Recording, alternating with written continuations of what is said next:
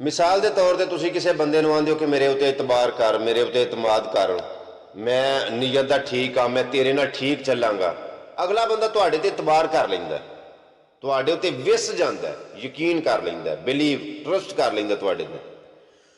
तुसीं अपना यकीन दुआ के इस गल दा कि मैं तेरे नाल ठीक चलांगा, उन्होंने पहले इतमाद च लिया के तुसीं उहनूं टीका ला जांदे हो, उहदे नाल दो नंबरी कर जांदे हो, उहदे नाल बेईमानी कर जांदे हो।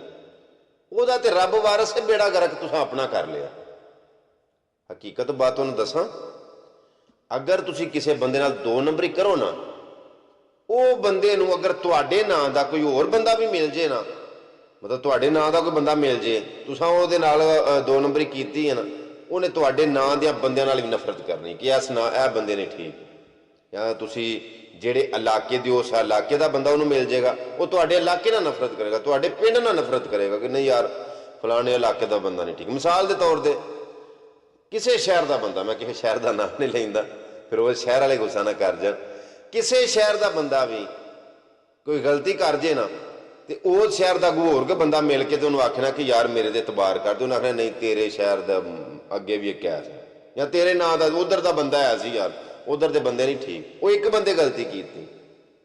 लेकिन उन्हें ना गंदा कर लिया। एक गल मेरी जेहन दे विच रखिया, जो प्यो पुत्र पे जाते सन ना, तो पुत्र ने प्यो ने पूछया, उन्हें आख्या अब्बा जी वो दीवा पे बलदा, तो वो प्यो ने आख्या पुत्र उस घर ना मैं 20 बारी चोरी की, जो घर दीवा पे बलदा मैं उस घर 20 बारी चोरी की। वो बच्चा अपने प्यो ने पूछदा आंदा अब्बा जी उस घर तुसां 20 बारी चोरी की ते उन्हां दा दीवा अजे भी पे बलदा, तो साडा अजे तक दीवा नहीं भरिया। यानी कि जिन्होंने तुसा लुट के खादा है उन्हों का रब फिर भी वारस है, उन्होंने अज भी पूरी पई पैंदी है, तो साडा अज तक दीवा नहीं बलिया। याद रखियो जे धोखेबाजां दा, फराडियां दा, या किसी दे नाल जज्बात नाल खेडण वालियां दी कदे पूरी नहीं पई, बेईमानां दी कदी पूरी नहीं पई, धोखेबाजां दी कदी पूरी नहीं पई। जिन्हां दियां नीयतां सच्चियां ने ना, फल उहदे ते अच्छे लगे ने, ते ओही बूटे फलदार होए ने ते मिठे होए ने, उन्हां बूटियां दे उत्ते फुल खुशबूदार लगे ने जिन्हां दियां नीयतां ठीक ने। नीयतां ते ही मुरादां ने ना।